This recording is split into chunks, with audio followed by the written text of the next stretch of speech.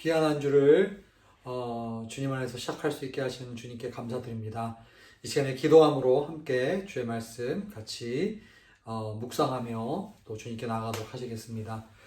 존귀하신 하나님, 오늘 정말 귀한 한 주간을 시작하는데 저희들이 이 아침에 주님의 말씀 가운데 주님의 은혜를 바라보며 주의 보좌 앞에 나가기를 소망합니다.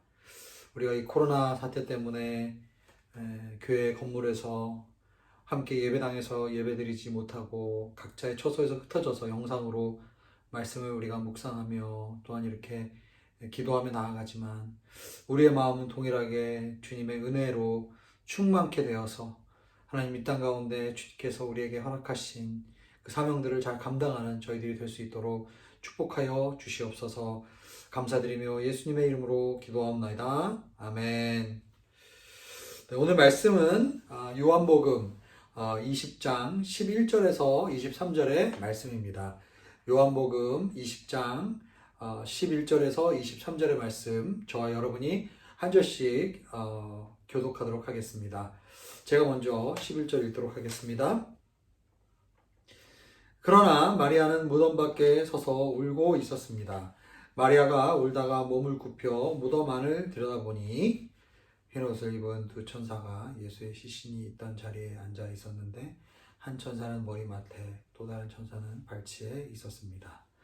천사들이 마리아에게 물었습니다. 여인아, 왜 울고 있느냐? 마리아가 천사들에게 대답했습니다. 사람들이 내 주를 가져다가 어디에 두었는지 모르겠습니다. 이 말을 한 후 마리아가 뒤를 돌아보았을 때 예수께서 거기에 서 계셨습니다. 그러나 마리아는 그분이 예수이신 줄은 깨닫지 못했습니다. 예수께서 마리아에게 말씀하셨습니다. 여인아, 왜 울고 있느냐? 내가 누구를 찾고 있느냐? 마리아는 그 사람이 동산지기인 줄 알고 말했습니다. 주여, 당신이 그분을 옮겨 놓았거든 어디에다가 두었는지 말씀해 주십시오. 그러면 내가 그분을 모셔가겠습니다.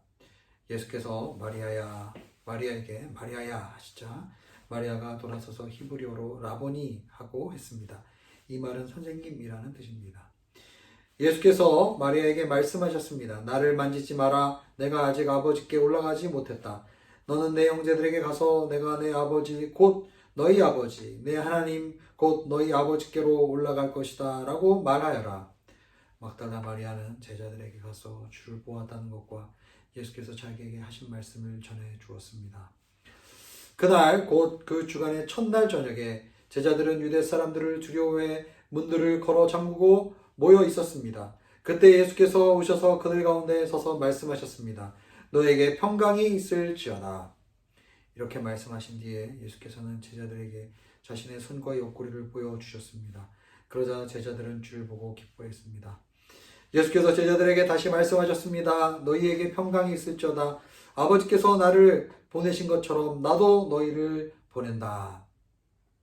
이 말씀을 하시고 나서 제자들을 향해 숨을 내쉬며 말씀하셨습니다. 성령을 받으라. 우리 모두 함께 읽겠습니다. 만일 너희가 누구의 죄든지 용서하면 그 죄는 사함을 받을 것이요 용서하지 않으면 그 죄는 그대로 있을 것이다. 아멘. 성경 공부를 하다 보면은 성도님들이 가끔 질문을 하십니다. 사람이 죽으면 어디로 가는가? 내가 아는 분이 부모님이나 혹은 친지나 내가 아는 지인이 이제 하늘나라로 가셨을 때 그분들은 지금 당장 어디에 계실까? 이렇게 묻는 질문을 가끔 접하게 됩니다. 신학자들마다 여러 가지 견해들이 있습니다. 그동안의 교회 전통에서 세 가지 정도의 견해가 있는데 첫 번째는 수면설입니다. 나사로가 죽었을 때 주님께서는 지금 나사로가 죽은 것이 아니라 잔다라고 말씀하셨죠. 그래서 이제 일부 학자들은 사람이 죽으면 의식이 없는 채로 이제 수면 상태에 들어가게 되고 나중에 예수님께서 재림하실 때 다시 부활로 깨어나게 된다. 그래서 지금 사람들이 수면 상태로 있다 이렇게 얘기하는 사람들도 있습니다. 두 번째는 연옥설이죠. 연옥설은 주로 카톨릭에서 많이 이야기를 하는데 즉 사람이 지금 살고 있는 이 땅에서의 이 땅과 또 앞으로 우리가 죽으면 가게 되는 이 천국 사이에 중간적인 공간이 있다라는 거예요. 그래서 거기에 있다가 나중에 이제 천국으로 혹은 지옥으로 가게 된다. 우리가 교회사 시간 때 이러한 연옥설 때문에 어떻게 보면 이 연옥에서 죽은 자들을 위한 기도를 한다든지 또 죽은 자들을 위해서 교회에다가 헌금을 하게 되면 그 헌금 궤에 떨어지는 땡그랑 소리가 이제 그 연옥에서 천국으로 가는 더 한 발자국을 앞당긴다라는 그러한 이야기들이 중세교회에서 돌기도 했습니다. 그것이 나중에 종교개혁의 어떻게 보면 면죄부라는 그러한 이름으로 사람들이 교회가 면죄부를 팔기 시작하면서 종교개혁의 어떤 발단이 되는 그러한 것이었죠. 제가 시간상 그건 다 설명드리지 못하지만 그러나 이 연옥설에 대한 것도 사실 성경적 근거가 아주 없는 것은 아닙니다. 성경에 또 그런 것들을 이야기하는 그러한 개념들이 또한 있다라고 학자들에 따라서는 주장하는 분들도 있습니다. 세 번째는 낙원설이죠. 낙원설은 어떤 것입니까? 지금 이제 사람이 죽으면 바로 어떻게 보면 오늘날 네가 나와 함께 낙원에 있을 것이다. 예수님과 함께 십자가에서 못 박혔던 강도 중에 한 명이 회개하면서 주님께 자기를 기억해달라고 얘기했을 때 이제 십자가에서 숨을 거두시기 전에 주님께서는 그 강도에게 오늘 네가 나와 함께 낙원에 있을 것이다. 그래서 사람들이 생각할 때 우리가 이제 죽은 다음에 낙원에 가게 될 것이다. 이렇게 주장하는 그러한 분들도 있습니다. 어쨌든 우리는 죽은 이후에 우리가 주님과 함께 거하게 될 것이고 그곳이 어떻게 보면 천국과도 같은 그 낙원과도 같은 그러한 곳에서 우리가 주님과 함께 있게 될 것이다. 의식이 없는 채가 아니라 의식이 있은 채로 주님과 함께 낙원에 함께 있을 것이다 라는 게 교회적으로 우리 개신교에서 믿는 정설이죠. 그리고 예수님이 이제 부활하시고 예수님이 이제 재림하실 때 우리는 몸의 부활을 또 믿습니다. 우리가 사도신경에 보면 몸이 다시 사는 것을 믿사오며 영원히 사는 것을 믿사옵나이다. 이렇게 우리가 사도신경에서 고백하지 않습니까? 성경에서는 고린도전서 15장에 보면은 예수님께서 죽은 자 가운데 부활하셔서 부활의 첫 열매가 되셨다라고 이야기하시죠. 그만큼 우리는 그 첫 열매 되신 주님처럼 우리도 동일하게 몸의 부활을 이제 경험하게 될 것이다라는 것이 성경의 가르침입니다.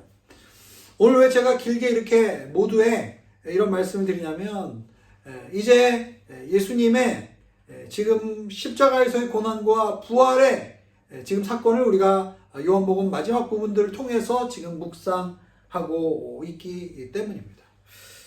오늘 본문 11절과 12절에 보면은 막달라 마리아가 무덤에서 예수님의 시신이 보이지 않자 무덤 밖에서 울고 있었습니다. 그때 천사가 12절에 보면 예수님이 시신이 있던 자리에 앉아 있었는데 한 천사는 머리맡에 한 천사는 발치에 있었다. 이렇게 얘기하고 있어요. 저는 이 부분을 묵상하면서 참 하나님 앞에 감사한 마음이 들었어요. 왜냐하면 천사를 굳이 사실 예수님이 부활하시고 나서 예수님이 계신 곳에 천사를 있게 할 수도 있고 다른 사람들이 있는 곳에 천사를 두게 할 수도 있는데 왜 하필이면 아무도 없는 예수님이 부활하시고 시신도 없는 그 장소에 천사를 둘이나 보냈을까? 어떻게 보면 마리아에게 이 부활의 기쁜 소식에 대해서 설명하기 위해서 천사를 미리 앞서서 보낸 것이 아닌가라는 생각을 저는 하게 되었습니다. 사실 우리가 때로는 위경에 처해 있을 때, 때로는 우리가 혼자 힘들고 어려울 때 주님은 주님의 천사를 미리 보내주셔서 그 슬픔과 어려움 당한 사람들에게 때로는 그 슬픔을 이길 수 있도록 또 때로는 하나님의 도우심을 경험할 수 있도록 우리를 도우시는 그러한 일들이 우리에게도 종종 일어난다고 저는 믿습니다. 히브리서에 보면 천사는 섬기는 영이라고 했어요. 그래서 우리를 섬기고 주님의 목적을 섬기기 위해서 하나님께서 보내시는 영이라고 했던 것입니다. 천사들이 뭐라고 얘기했습니까? 왜 울고 있느냐라고 영문을 물었죠. 그때 마리아가 뭐라고 그랬습니까? 13절에 보면은 사람들이 내 주를 가져다가 어디에 두었는지 모르겠습니다. 무슨 얘기죠? 예수님의 시신이 보이지 않았기 때문에 마리아는 자연스럽게 이제 추측한 것이죠. 가정을 이미 한 거예요. 누군가 시신을 가져갔다 라고만 생각을 하게 된 것입니다. 여러분, 시체가 예수님의 몸이 보이지 않기 때문에 자연스러운 반응은 무엇입니까? 누가 가져갔다라고 생각하는 것이죠. 사실 우리도 어떤 사건이 우리의 삶 가운데 일어나게 되면 그 사건을 그냥 보이는 대로 우리의 오감을 통해서 우리가 판단하고 우리가 지금 느끼는 그대로 사실은 상황을 바라보고 그리고 그것을 자연스럽게 우리의 경험에 의해서 그냥 결론을 내리고 그리고 그것에 따라서 어떻게 반응할 것인지 어떻게 대응할 것인지를 생각하는 경우들이 있습니다. 그러나 때로는 사실은 우리가 기도하면서 우리가 하나님 앞에 정말 주님께서 이 사건을 통해서 우리에게 말씀하시고자 하는 바가 무엇인가? 우리의 오감을 뛰어넘어서 그것을 꿰뚫는 영적인 통찰력을 우리에게 허락하여 주시옵소서. 우리가 코로나 이 사태를 통해서 지금 우리가 한국 교회를 비롯해서 우리 많은 이 땅에 있는 교회들이 그리고 교회뿐만 아니라 많은 직장과 학교, 가정 가운데서 우리가 한 번도 겪어보지 못한 어떻게 보면 이러한 일들을 우리가 지금 경험하고 있습니다. 사실은 우리가 살아가는 기간 동안에 한 번도 못 겪어본 것이지 사실은 1910년도에 있었던 플루 사건을 통해서도 수많은 사람들이 죽음을 경험했고 또 예전에 말씀드렸다시피 중세에는 패스트라는 질병으로 많은 자들이 목숨을 잃었던 그러한 팬데믹 현상이 지구상에도 이것이 처음이 아니었다라는 것이죠. 과연 우리는 이 시대 가운데 하나님께서 우리 가운데 이 사건을 통해서 어떠한 관점과 어떤 마음과 어떤 생각으로 주님을 바라보며 우리가 이 땅을 섬기고 우리의 삶의 자리에서 어떻게 살아가야 될 것인가? 여러분 오늘 이 아침에 우리가 함께 기도하면서 주님, 막달라 마리아가 어떻게 보면 눈에 보이는 것으로만 예수님의 시신이 없어졌다라고만 자연스럽게 단정을 내리고 그리고 쉽게 눈물을 흘리고 어떻게 보면 눈에 보이는 그 상황만을 바라보면서 마음이 흔들리고 그리고 판단력을 잃어버렸는데 하나님 아버지 우리는 그렇게 되지 않게 도와주시고 사건의 본질을 꿰뚫는 영적인 통찰력을 통해서 하나님께서 이 시대 가운데 지금 이 삶 가운데 우리가 어떠한 기도 제목으로 주님께 기도해야 될지를 우리가 함께 먼저 주님께 기도하기를 주님의 이름으로 축원합니다. 결국은 16절에 보면 드디어 예수님과 마리아는 결국은 인카운터를 했어요. 드디어 라삐어, 라오니, 선생님 이렇게 알아보기 시작했습니다. 근데 이 17절의 말씀이 굉장히 재미있습니다. 17절 말씀을 우리가 한번 같이 읽어보도록 하겠습니다. 17절 예수께서 마리아에게 말씀하셨습니다. 나를 만지지 마라. 내가 아버지께로 올라가지 못했다. 너는 내 형제들에게 가서 내가 내 아버지 곧 너희 아버지 내 하나님 곧 너희 하나님께로 올라가실 것이다 라고 말하여라. 여러분 중요한 것은 예수님을 만지고 그분이 살아계신 것을 손으로 경험하는 것보다 즉 그것을 지금 확인하는 것보다 훨씬 더 중요하게 있다는 것을 지금 말씀하시고 있는 것 같아요. 왜냐하면 예수님의 부활하신 몸을 지금 만질 시기가 아니다. 나를 만지지 마라. 이런 의미는 아닌 거예요. 왜냐하면 나중에 도마에게는 직접 내가 못 박힌 손을 만져보아라. 그리고 창자국을 옆구리의 창자국을 만져보아라 라고 얘기했어요. 즉 예수님의 몸을 지금 터치할 시기가 아니다. 만지지 마라. 이런 얘기는 아닌 것 같습니다. 중요한 것은 요한복음 전체를 우리가 관통하는 주제 중에 하나가 무엇입니까? 눈으로 보고 손으로 만지고 이것이 중요하지 않다는 거예요. 바리새인들은 표적을 구했습니다. 그러나 요한복음 전체 기록 목적은 무엇입니까? 표적을 통해서 우리가 예수 그리스도께서 하나님의 독생자이심을 우리가 믿고 그리고 그 믿음을 통해서 구원을 받게 하려는 것이 요한복음의 목적이에요. 즉 그냥 기적이 일어나는 것이 중요한 것이 아니라 그 기적을 통해서 예수님은 누구신가 그것을 정말 알게 되고 그리고 그 예수님을 믿음으로 우리가 하나님과의 관계가 회복되고 하나님의 자녀가 되도록 하는 것이 요한복음의 목적인 것이죠. 즉 만지는 것보다 더 중요한 것은 무엇입니까? 단순히 예수님의 생명이 다시 돌아와서 회생되어서 이제 예수님을 터치할 수 있고 예수님과 대화할 수 있고 이것이 중요한 게 아니라는 거예요. 지금 예수님께 마리아에게 말씀하시고자 하는 것은 내가 아직 아버지께 올라가지 못했다. 중요한 것은 지금 내가 아버지께로 올라가기 위해서 지금 부활한 것입니다. 즉 아버지께로 올라가는 것이 예수님에게는 굉장히 중요한 것이고 너는 이것을 제자들에게 동료들에게 증거해야 된다라고 지금 이야기하고 계신 것입니다. 여러분 아버지께 예수님이 올라가시는 것이 왜 중요합니까? 여러분 아버지가 계신 곳은 이 우리가 살고 있는 이 물리적인 그러한 곳이 아닙니다. 시간과 공간을 초월한 영적인 그러한 곳에 계시죠. 즉 이 세상이 아니라 하나님이 일하시는 공간, 천상의 공간, 천국의 공간, 영적인 영역으로 주님이 가시는 거예요. 그런데 누가 가는 겁니까? 부활의 몸을 입은, 육신의 몸을 입은 예수님께서 천상의 공간으로 하늘로 올라가시는 것이죠. 즉 몸을 입은 주님께서 시공을 뛰어넘어서 시간과 공간을 초월해서 그 천국의 공간으로 영적인 공간으로 가시면 어떤 일이 오시는가? 보혜사가 우리에게 오신다. 예수님께서는 하나님의 보좌 우편에 앉아 계시고 이 땅을 다스리게 통치하게 되실 거예요. 에베소서에 보면 그런 말씀이 나와 있죠. 그리고 보혜사 성령님을 우리에게 보내주신다. 그분은 하늘과 땅을 하나 되게 하여 주시는 성령 하나님이십니다. 그분이 임하심으로 어떠한 일이 일어나게 되는가? 에베소서에 보면 그리스도 예수 안에서 하늘에 있는 것들이나 땅에 있는 것들이나 모든 것들이 통일되게 하려 함이다 라고 말씀하고 있습니다. 그래서 주님이 하늘로 올라가시면 어떤 일이 일어나게 되는가? 오늘 17절에 보면 내가 내 아버지 곧 너희 아버지 내 하나님 곧 너희 아버지 하나님께 올라갈 것이다 라고 말하라.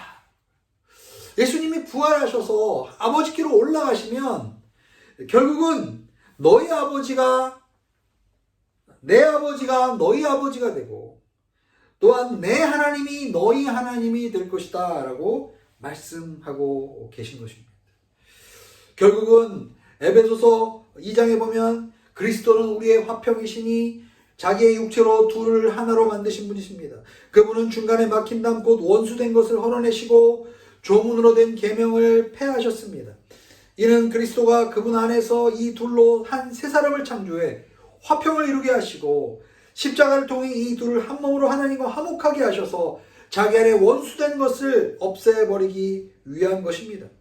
그리스도는 오셔서 먼 데 있는 우리에게 여러분에게 화평을 전하셨을 뿐 아니라 가까운 사람들에게도 화평을 전하셨습니다.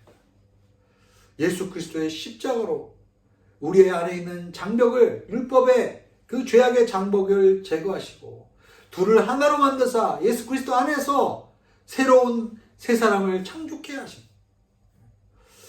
예수 그리스도의 십자가를 통해서 우리는 이제는 하나님 아버지가 우리의 하나님 아버지가 되고 그리고 우리의 아버지가 정말 모든 사람의 아버지가 되는 그 화평을 그 통일됨을 천국이 땅과 하늘이 하나 되는 그 일들이 예수 그리스도의 그 십자가의 사건을 통해서 일어나게 된다는 것이죠. 그래서 오늘 본문 19절부터 22절 뒤에 보면은 제자들이 사실 문을 걸어 잠그고 있었는데 예수님은 어느덧 그곳에 나타나셨어요. 육신의 몸을 입고 계시지만 시간과 공간을 뛰어넘어서 그들 가운데 오시고 그리고 21절에 보면 너에게 평강이 있을지어다. 이 평강은 세상이 줄 수 없는 평강, 세상을 뛰어넘는 그 평강을 우리에게 주신다라는 거예요. 아버지께서 나를 보내신 것처럼 나도 너희를 보낸다. 그러면서 숨을 내쉬시면서 성령을 받을지어다. 그러면서 말씀하시는 게 무엇입니까? 23절에 보면 만일 너희가 누구의 죄든지 용서하면 그 죄는 사함을 받을 것이요 용서하지 않으면 그 죄는 그대로 있을 것이다. 예수 그리스도께서 아버지께로 올라가면 어떤 일이 있게 됩니까? 주님께서 십자가에서 죽으신 그 십자가에서의 그 승리와 그 부활을 통해서 죄와 사망 권세를 이기시고, 그리고 중간에 막힌 담을 허무시고, 그리고 원수된 것을 없애버리시고, 그리고 우리로 하여금 하나 되게 하시고 화평을 전하게 하시고 하나님과 화목하게 하시고, 그래서 예수 그리스도의 아버지가 이제 우리 모두의 아버지가 되시고 예수 그리스도의 하나님이 우리 모두의 하나님이 되신다라는 거예요. 내가 이제 십자가에 들려 올려가면 모든 사람을 내게로 이끌겠다. 요한복음 12장에서 그렇게 말씀하셨어요. 예수님의 십자가를 통해서 이제 하늘과 땅의 장벽을 없애시고, 그리고 율법으로 죄로 나뉘어졌던 것들이 하나 되게 하시고, 이 세상을 예수 그리스도 안에서 모든 것을 통일되게 하시는, 하나 되게 하시는 그 성령님의 역사가 이제 예수 그리스도께서 아버지께로 올라가시면, 그리고 우리에게 보혜사 성령을 보내주시면 우리에게 그러한 일들이 일어나게 된다는 것이죠. 여러분, 우리가 이 예수 그리스도의 그 부활의 그 놀라운 의미를 우리가 이해하고 예수님의 십자가에서의 죽음과 부활을 우리가 믿고, 그리고 그 부활의 증인으로 살아가게 될 때 주님께서 원하셨던 그 부활을 통해서 우리 가운데 이루시고자 하는 그 하나님의 역사하심이 우리 가운데, 우리의 삶 가운데 일어나게 될 줄로 믿습니다. 여러분, 사순절을 우리가 지금 지내고 있는데 이 사순절 기간 동안에 예수님의 십자가와 고난과 부활을 우리가 묵상하면서 정말 우리가 기도하기는 우리가 부활의 증인으로 이 땅 가운데 살아갈 수 있는 저와 여러분이 될 수 있기를 주의 이름으로 축원합니다. 이제는 함께 기도하겠습니다. 살아계셔서 역사하시는 하나님 아버지, 오늘 하나님의 말씀을 통하여 저희들이 부활의 증인으로 살아가는 것이 얼마나 중요한 것인가를 알게 되었습니다. 십자가에서 벽을 허무시고 하늘과 땅의 모든 권세를 주신 주님께서 우리에게 말씀하시는 것은 우리로 하여금 정말 이 땅에 하나님의 복음을 증거하고 부활의 증인으로 살아갈 것을 우리에게 말씀하고 계십니다. 당장 예수님이 부활하신 그 몸을 붙잡고, 그리고 예수님을 만지는 것보다 중요한 것은 예수 그리스도께서 하늘로 올라가시는 것을 세상 사람들에게 전하고, 그리고 그 부활의 의미를 우리가 증거하는 것이 중요한 것임을 압니다. 성령님 우리 가운데 오셔서 하나님 우리로 하여금 부활의 증인이 되게 하시고, 이 땅 가운데 부활을 통해서 이루시고자 하는 이 땅의 모든 것들이 그리스도 안에서 화목해 되고 화평케 되고 통일되는 그 역사가 십자가에서 우리를 위해서 죽으시고 우리를 위해서 보혜사 성령을 보내주실 때 그 일들이 이 땅 가운데 이루어지게 될 줄로 믿습니다. 아버지 하나님, 우리의 삶 가운데 이 부활의 권능의 역사가 우리 가운데 나타날 수 있도록 축복하여 주시옵소서. 예수님의 이름으로 기도하옵나이다. 아멘.